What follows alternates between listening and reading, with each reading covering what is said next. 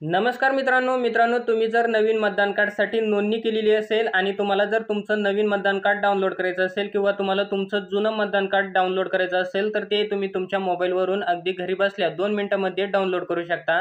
आता हे कसं डाउनलोड करायचं आहे तर याची माहिती आपण या व्हिडिओमध्ये पाहणार आहोत। सगळ्यात पहिल्यांदा मित्रांनो तुम्हाला Googleवरती यायचं आहे। इथं NVSP असं नाव टाकायचं आहे। त्यानंतर तुमच्यासमोर पहिलीच लिंक ओपन होईल, तुम्हाला त्यावरती क्लिक करायचं आहे। इथं क्लिक केल्यानंतर मतदान कार्डचं जे ऑफिशियल पोर्टल आहे तर हे तुमच्यासमोर इथं ओपन झालेलं आहे। त्यानंतर तुम्हाला इथं खाली यायचं आहे, व्यवस्थित लक्ष द्या। इथं तुम्हाला खाली यायचं आहे। इथं खाली आल्यानंतर तुम्हाला इथं एक एपिक डाउनलोड नावाचा ऑप्शन आहे। व्यवस्थित बघा, इथं एपिक डाउनलोड नावाचा ऑप्शन आहे, तर तुम्हाला त्यावरती क्लिक करायचं आहे। आता इथं क्लिक केल्यानंतर तुमच्यासमोर काही अशा प्रकारे लॉगिनचं पेज हे ओपन झालेलं आहे। तर आता या ठिकाणी तुम्ही जर अजूनपर्यंत इथं साइन अप केलेलं नसेल तर पहिलं तुम्हाला इथं साइन अप करायचं आहे। साइन अप करण्यासाठी तुम्हाला इथं साइन अप या नावावरती क्लिक करायचं आहे।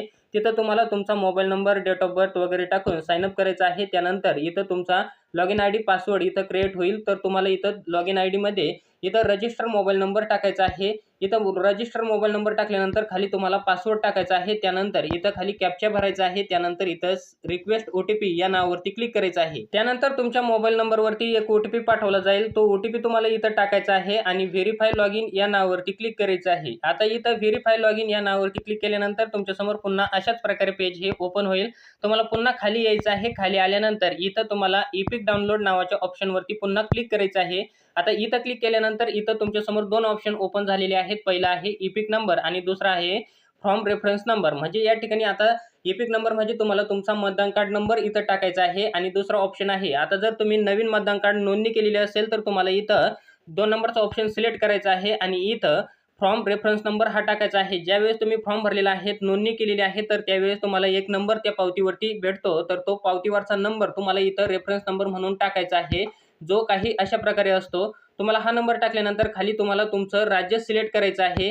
जे काही राज्य आहे आपलं महाराष्ट्र, तर हे राज्य आपल्याला सिलेक्ट करायचं आहे। त्यानंतर इथं सर्च या नावावरती क्लिक करायचं आहे। आता इथं सर्च या नावावरती क्लिक केल्यानंतर आपली इथं संपूर्ण डिटेल ओपन झालेली आहे, तुम्ही पाहू शकता। त्यानंतर आपल्याला इथं खाली यायचं आहे। खाली आल्यानंतर इथं आपल्याला सेंड OTP नावाचा एक ऑप्शन देण्यात आलेला आहे, तर आपल्याला सेंड OTP या नावाच्या ऑप्शनवरती क्लिक करायचं आहे।